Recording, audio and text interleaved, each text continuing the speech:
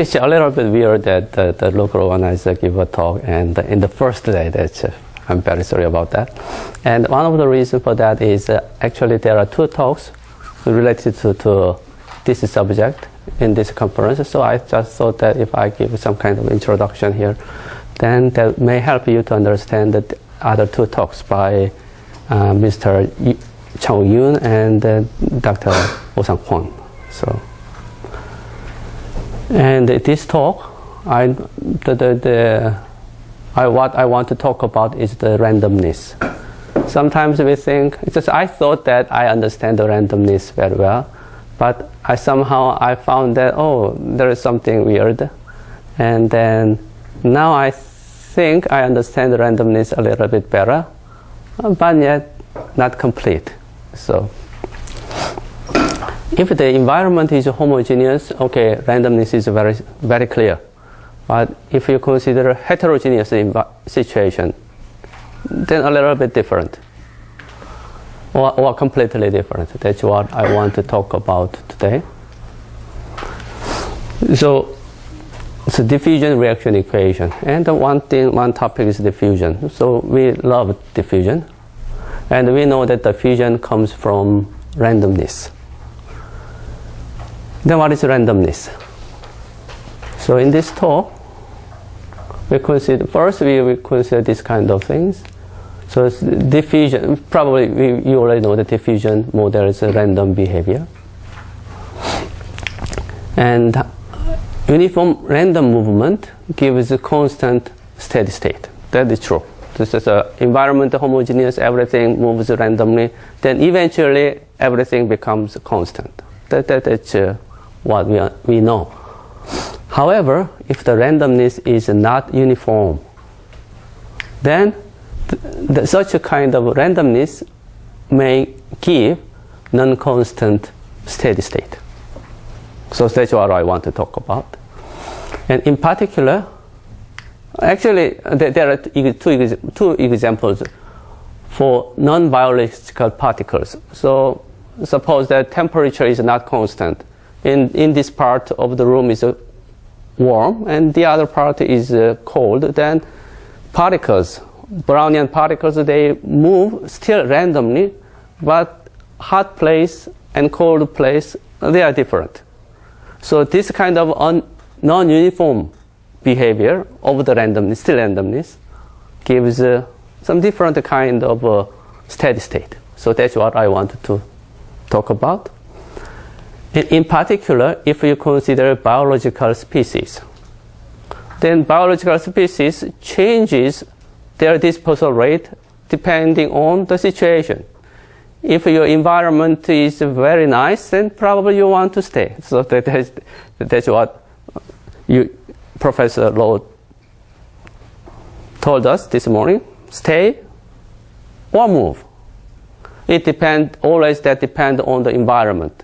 So for the biological species case, even though they do not know the direction to go, they know they have to leave if situation comes. Okay, if situation is very nice, then they want to stay. So this kind of non-uniform randomness may play very important role in the evolution. That's the point.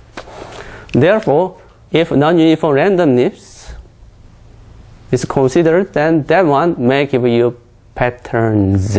Sorry about the title.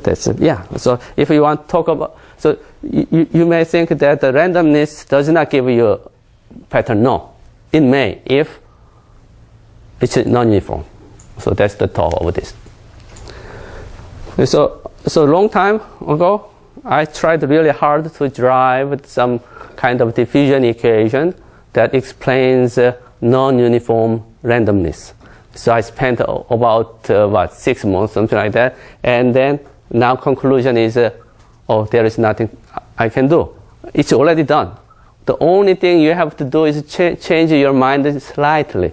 That's all you have to do. So just this one slide. So let's think about the derivation of diffusion using a random walk model. So xi, that's the grid point, and on this grid point, the particles walk. And the delta x is the walk length, so delta xi minus delta xi minus 1. That kind of thing is the walk length. And we think of jumping time or traveling time. So if particle moves one point to the other point, then it will take some time. So we think that's the traveling time. And little u is the density, particle number density at the point xi. And capital U is the number of particles. So that means density is this one divided by the delta x. So capital U is delta x times the density. So that's for sure. Okay, in this situation, you can easily compute the flux across one of the middle point between these 2 points. Then you can easily see that this is the number of particles at the point xi, and half of them will cross the border from right to left. So from left to right. So the reason we call this one randomness, random is because we have exactly the same probability moving to the right side and the left side. So it's 1/2. That means it's a randomness. And this is the flux. This is this 1 times 1/2 is the flux to the other side, and this is the traveling time. So this is the flux in this way, this is flux the other way, and this one is now net flux. So this is what we count. So that is our Z. Right? So conservation law is very simple. Take minus divergence of the flux. Now we approximate this one, something in this process. So divide this whole thing by this, right? And we already know that this one xi minus delta x, xi minus xi plus 1 is delta x, so multiply delta x. But since this is negative, we put minus sign here, then nothing has been changed. Now if you look at this part, you can, if this walk length is small enough, you can immediately see that this is very, this one can be approximated by just derivative with respect to x. Right? So this is not exactly equality, it's an approximation. But that's very good approximation if delta x is small enough. Alright? Okay, now this is the only difference is this. If you think of uniform random walk, then delta x, delta t, that's a constant. So take this one out, something like that. And you know that this one is exactly diffusivity constant d for related to this random walk model. So this is your flux. Very simple. So actually, so this is something very well known, right? And then what we do is, okay, only one thing. If delta x, delta t are not constant, you cannot take it out. These guys should stay inside. That's it. So I did nothing for that 6 months, but okay, just this is. Okay.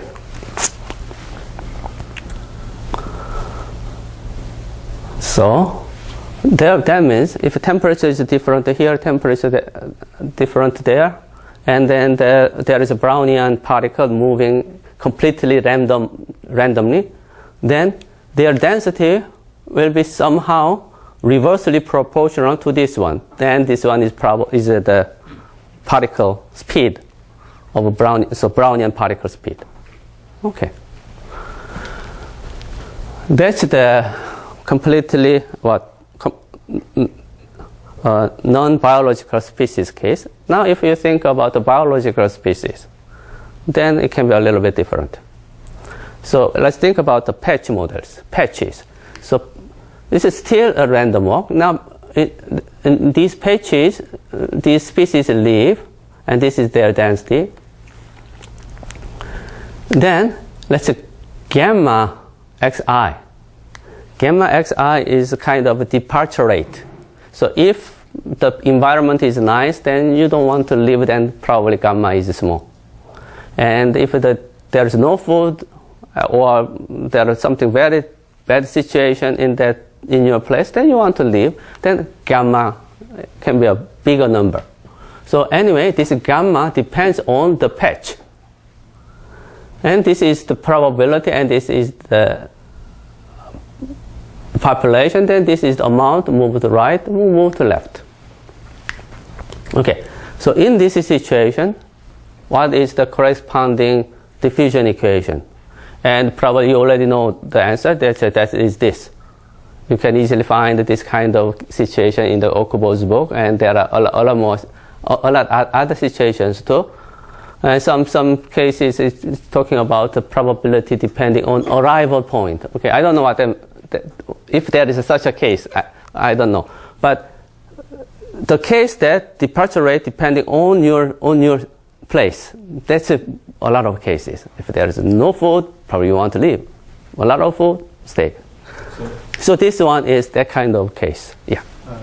I also thought about why the probability only depends on the arrival point, right? Uh-huh. One possibility is that the environment in current situation is so bad, you just want to leave. Yeah. So you don't care. You don't care. Yeah. Maybe that's possibility. Yeah. Also, if somehow you are living here, but you know the condition on the arriving patch. If you know information over there, then make a difference. So in some sense, when people talk about the chemotaxis, the individuals, they assume that individuals may sense the gradient. What that means? That means they are knowing some information over the other place, and they try to decide the direction to go this patch, that patch. So okay, but many cases we do not know the situation or condition of the other patch. Then okay, everything can be decided with the information in the patch you are. Then this is the equation. Then very simple. Okay, so this is very well known. So this is not what I tried. Already people knew this situation. Then only thing I add here is that probability may depend on the environment, and or satisfaction or starvation measure, satisfaction measure, this kind of thing. Okay. So what's a starvation driven? I start to feel a little bit worried. I took completely wrong slide. Oh, that's the first part of. I'm very sorry about that.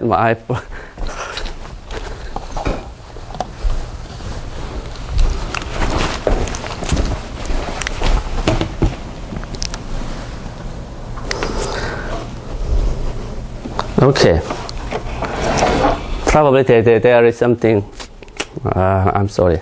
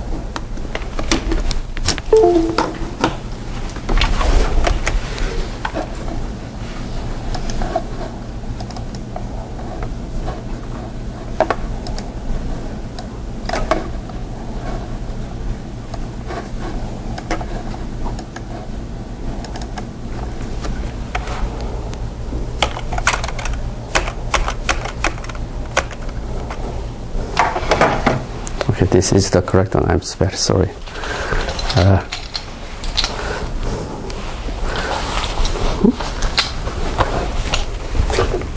Sorry. So yeah, I somehow found that there was no Okubo, the comment of Okubo. So okay. Okay. Now this, and then with the population dynamics, we have this. Now we have gamma here. So this one is the starvation-driven diffusion with the population dynamics. Now, if so this gamma is a function of u and m, and if gamma satisfies this, so gamma, the derivative of gamma with respect to u is positive. That means if there are more population, you want to live more. So that's a kind of starvation case. If there's a lot of people there, you have less food for you, then you want to live. Or in this case, m, if the derivative of m is negative, that means there are more food, then you want to stay. So if your motility function satisfies this one, then you may call this diffusion as a starvation-driven diffusion. All right? Then the equation, then the first equation. Well, okay, so sorry, there's only first. And this part can be now written in this form, right? So the gradient of this one, then product rule and chain rule, then it gives you, now you have some advection term. Now this one look like just a regular diffusion, and this look like a self-diffusion. But anyway, we have this. And the question is, okay, if you claiming, I'm sorry. Have you thought about units? Are units okay here? Of course, you already rescaled it, seems. Yeah. Have you thought about units? Because I was always worried about the units in our models too. No, I didn't. So far, I didn't worry about the units. So probably I have to think about that. So the question is, okay, are there any other evidences for this kind of thing? So I said that, okay, if you want evidence, probably the first evidence is myself, because I do. If their place is nice, I want to stay there. Okay, now I want to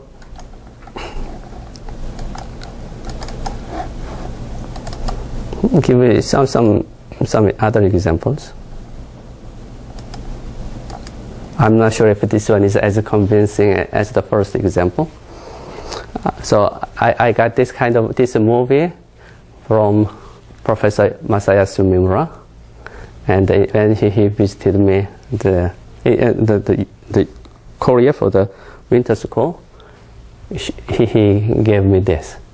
So in this plate there is some nutrient for the bacteria. Now in the middle there was a bacteria, and this one is they are growing, and somehow you can see that the growth is not continuous. It's just a little bit different, right?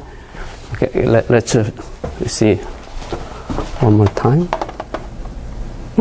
Oh, it's automatically this one is repeating. Now outside it becomes some thin part back here. Now it becomes thicker. Now somehow bacteria burst into here and then stay there and then grow and burst out the boundary and look like a grow. They never go up to the boundary, and then it's kind of how to understand that.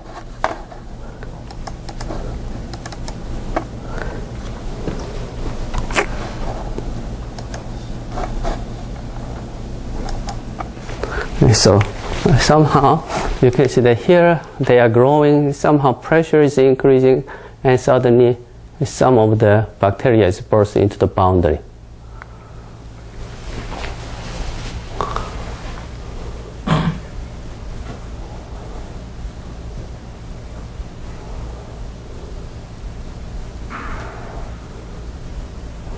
And then eventually they stop.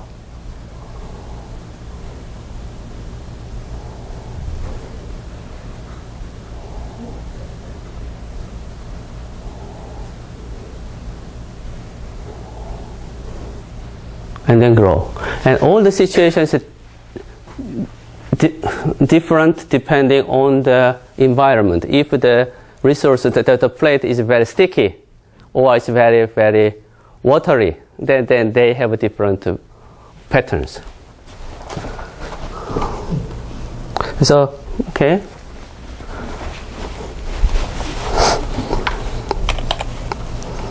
Another, the third example. So this one is just the small tip of the growth, and this is width is 1 millimeter, something like that. And they somehow in the paper of Professor Mimra with his collaborators, somehow in middle here there is some cells very active. So they call that active cells. And on the boundary, they are not that active. So the growth of this, somehow these people pushes the boundary and then goes up. And basically this area, there are more food. So the ones around this boundary, the ones who take the most of the food, most of the resource. But they are not that active, and the part behind them, they are very actively moving. And far behind, they are almost dead. They no energy to move. Then they also stay.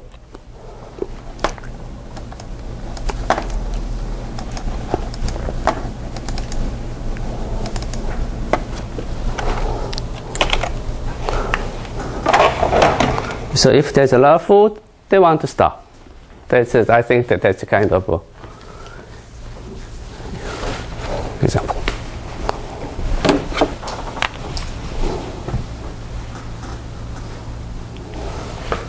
Okay. Then what's our model? So somehow we assume that the only thing each individual may sense is some quantity like this. M is the whole amount of the resource, and this is total population. So this is the amount of the resource per population. So this is what you get. Then you know what you get. You don't know what's the total amount of the resource. You don't know what's the total population in there. You don't want to know. You want to know this, and you can always find that. And then we can call this one the satisfaction measure. If it is large, a lot of food, you are very satisfied. So then this gamma is a decreasing function of this satisfaction measure, and when s goes to infinity, it's L. And this one is negative. And then, instead of this, sometimes we prefer to write in this one, in this way. Then you can easily check that gamma sub m is this. And since gamma is a decreasing function, this is negative. Now this one is positive. So this one satisfies the assumptions, these assumptions. Then what can you do? Or what can you do with this kind of starvation-driven diffusion? And then the first work related to this one was to show the global asymptotic stability, and then partly either free distribution over this kind of equation. So that's one single equation case. And so this work is done with Osang-Kwon and Fang Ni, and that's our first joint paper related to this starvation-driven diffusion. And after one single case we want to consider competition or dispersal, evolution of dispersal case. Then there are two species, or two genotypes. And suppose one is moving with the usual constant diffusivity, and the other one has some starvation-driven diffusion. then our measure for S should be something like this. Because M is the resource, the total population is U plus V, not just U plus V. Then if we plug it in, then this diffusion is you can easily see that this one should be like that, right? Then somehow you can easily see that in this diffusion, this is just a linear diffusion, this is self-diffusion, this is cross-diffusion, this is advection. So you know that if there is a cross-diffusion phenomena, then you may have patterns. And so this kind of thing gives you non-constant dispersal, non-constant steady state. Okay, the other one, what can you do? So probably this one, the detail of this part will be given by the Dr. Oh-Sang Kwon in 2 days later. And the other one is chemotaxis. In chemotaxis, people assume that individuals, microscale bacteria may sense the macroscale gradient, concentration gradient. But some people don't believe that. So, but there are many models to do that. But here I want to say that even if they don't sense the gradient, of concentration. If they change their motility depending on their environment, then you can exactly have the chemotaxis phenomena. So our chemotaxis model can be written something like this, and there is no other thing. Then if you rewrite it as the first equation, something like that, then now you have a advection term.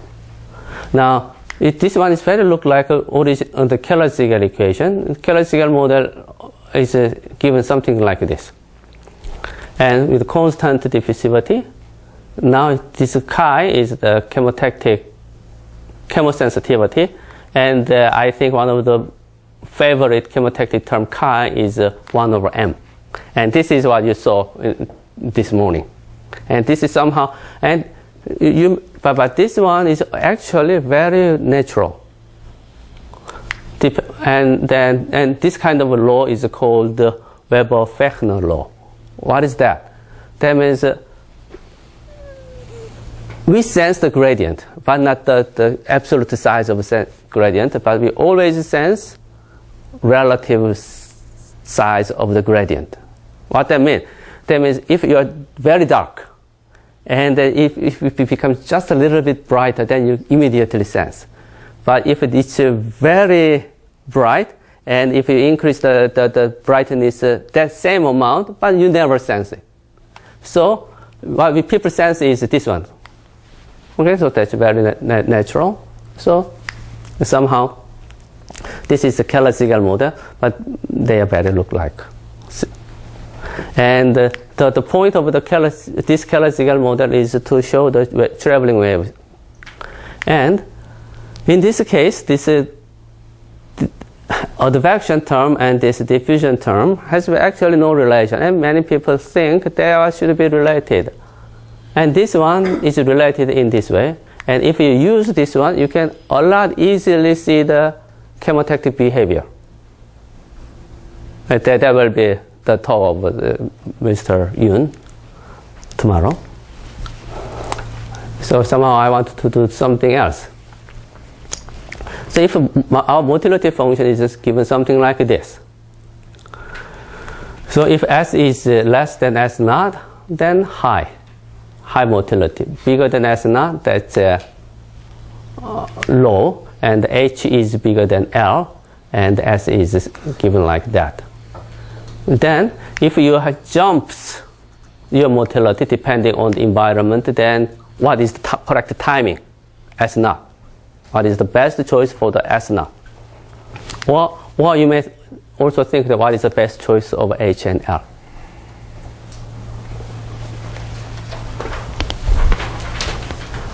Okay, how many minutes I have? You've got another 20 minutes. Oh, okay, then I can go. Okay, so it's a kind of natural question. If you want to move out, what is the best timing, right? So that depends on the model. So I'm going to consider a competition model in two-patch environment. There are two patch. This is, you already heard this one slightly. And so I means the patch. So there are two patches, and the Ki is the carrying capacity, sometimes constant, sometimes time dependent. Now Uj, so J means the genotype. So there are two genotypes, and then that's the Uj is the population of the genotype J. Capital Ni, so I means the patch, so total population of patch I, and the Gi is the fitness of patch I. What is the fitness? Okay, just this one, this ratio. So if total population is the same as Ki, then this gives you 0. So I will just call the fitness. And the Rj is the growth rate of the genotype J, and M is the survival rate after migration. You migrate from one patch to the other patch. Sometimes everybody arrives there, but sometimes only 50% or 10% arrive there. So M is the survival rate. Okay, so in this situation, let's try to make some patch population model. And then this is the logistic term actually. So population change is given like that. There's a growth rate, total population of the J genotype, and this one is the fitness. So that's exactly the logistic equation without migration. Problem. Now for the migration, okay, instead of, now I switched the order. So then we may call this one starvation measure, not satisfaction measure, starvation. Right, now K is in the bottom and N is in the top. All right. So in the previous case, I thought the main reason I use little s, which is M over U, is sometimes people consider the case when M equals 0. Then U over M doesn't make sense. But in the previous case, Ki always positive. Then okay, this makes sense. Then our motility function is somehow like this. So Jth genotype has different Lj, Hj, and their jumping time is Sj. Then what is the best jumping time and what is the best values for this? So this kind of question. Now we consider discrete model. And with the discontinuity at each generation K, so K is the integer. So we consider, so K is kind of generation of, and then the generation is more in terms of migration, not the growth. Then at the K, then let's say the population at time K is this. Then these people leave, so this is the one who left in that patch. Okay, so this is the, and the amount of the departure is given by this one, gamma, and then Si is the starvation measure of the ith patch. So if this is starvation is large, then probably this is bigger number, and then this one is the amount of the departure, and this one is the leftover. Then this is the generation K, and the next generation, and then the left side limit is given by this one plus that.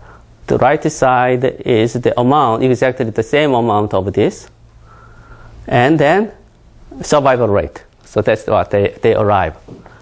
Now, what is that? This one is the of this population, and that population now start to grow, and then that amount is this. So what is the W? That is called, that is a logistic equation. And then actually, this one says that we are solving the logistic equation exactly. So this is a logistic function is given like this with this constant, and R gamma is the growth rate. And this one is exactly a solution of this logistic equation. Okay, so that is the discrete model, and this one is the second patch. This is first patch. So the same logic.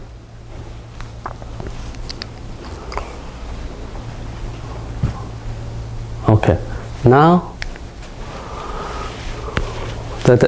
finally I'm going to show you just some numerical simulation result, and then that's the end of this talk.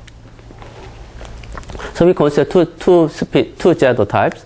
First, the genotype has a constant dispersal rate d1, this L1, H1, they are same, 0.1, for example. Now the second genotype has a different L and H. So second genotype has a smaller dispersal rate if they are satisfied, and if they decide to increase their dispersal rate, that's 0.2, which is bigger than that. Okay, now let's consider three cases. The first case is homogeneous case. K1, K2, they're all 1. The time independent of the same values, that they are constant. Then, in this situation, if they compete, can you guess which one will win?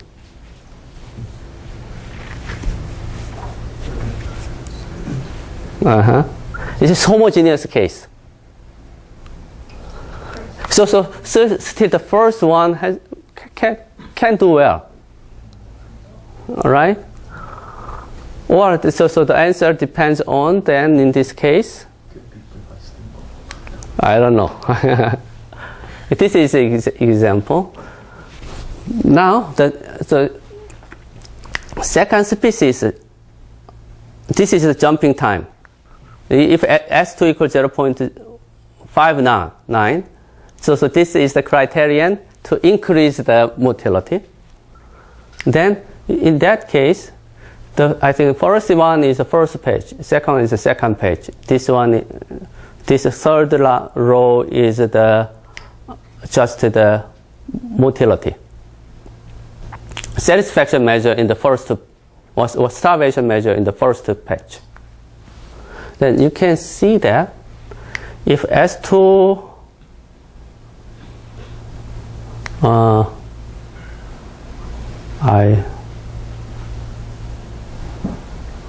okay, so in this case the survival rate M was 0.8. Okay, then here you can see that first genotype dominant, and the starvation driven one is the green. They are extinct if starvation measure is that, if they jump at this moment. However, if they jump at this moment as 2 equal 1, then you can see that this starvation driven diffuser, they dominate and the other go to 0. The main reason here is the survival rate is not 1. Most of the cases we consider the M equal 1, but it's M equal 0.8. In this case, starvation driven one survives and the other extinct. Now here 0.8, so we have this kind of situation. So somehow it depends on also the timing. Now this is what I computed, just the steady state. So here this is S2. So this is jumping moment for the second species, and this one is the survival rate. Then you can somehow see that in this region, starvation driven diffuser, they survive, and in this region they extinct. Okay, so if you draw the pictures in this one, then you can somehow easily see that if S2 is S2, this is M, and in this region starvation driven dispersal dominate and the other extinct, and this one is the opposite case. Okay, so you can see that in most of the cases people consider, many cases that the result you are familiar with is the case when M equal 1. If M survival rate is 1, and if S2 is very large, like 1.2, then starvation driven dispersal may survive. And here, or in this case, okay, this one survives. The reason why this one survives here is if S2 is large enough. Basically, if this is large enough, actually they never jumps. Okay, so okay, let's see. And the other case is spatially non-constant, but temporally constant. And so K1 is still 1, else K2 is bigger than K1. Okay, now you have a spatial heterogeneity. Now you have jumps. And these pictures is to denote the regimes of the starvation-driven dispersal dominance, or the other case. So this area with some shape, that's the coexistence regime. This one is starvation-driven dispersal regime, and this one is the other case. So, okay. So you can see that here, for example, survival rate is 0.8 here. Then starvation-driven dispersal, they have choices for the jumping time S2. So if S2 is in this region, then they are selected.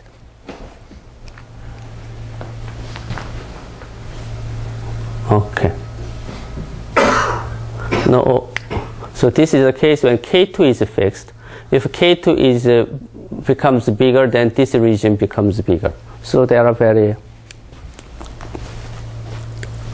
So this result is a little bit different from the result which was well known by what? I'm sorry, the McPeak and these people. Yeah. Okay, so but it's a little bit now different because we are considering dispersal jumps. And I think this is somehow to understand the real effect of the dispersal. Then I think the main thing is not just the size of the dispersal, but the important thing is we should understand the dispersal jumps. Okay. And the other, last example is temporally fluctuating and spatially heterogeneous environment. So there are two patches, K1, K2. Both of them has values from 0 to 10, but they have just pick any number randomly in this interval from 0 and 10. Okay. Now the situation is this. So if they change the environment each generation, then that means even if you move, there's no effect at all. So in this simulation, I change the environment randomly every 5 generations. Then this one is the result. The first one is a single simulation with a random generator, and the second row is the Monte Carlo simulation after taking 100 simulations, and these are the averages, 100 averages of these things. And so if this one fluctuates a lot, and if they jumps at S2, now in this case, what's the survival rate? Survival rate is 0.5. If survival rate is 1, okay, then if you move according to the starvation-driven diffusion, you always dominate. However, in this case, even if you take survival rate from 0.5, that means if you move, it's only half of them can survive there. Even though if you increase the dispersal rate in this kind of situation, if the randomly changing environment, that helps a lot. So if S2 equal 2, okay, still in this case here, this red one is the green one is the starvation driven dispersal. And okay, if they increase their motility at this timing, that's not good enough in this case. At S equal 3, then okay, it becomes better, but they somehow look like coexist or not. And if we increase their motility at this time, then this one is selected. All right, so if the environment is changing a lot, and for the migration, migration is very expensive, then better to wait a little bit more. If S2 equal 10, then okay, in that case, they give us some advantage. So in this case, in this simulation, somehow I found that understanding the real effect of the dispersal is somehow understanding this kind of dispersal jumps. And if you have this kind of dispersal jumps in the model, probably it may give us some more reasonable or more realistic or more physical conclusion, I hope. Okay, thank you.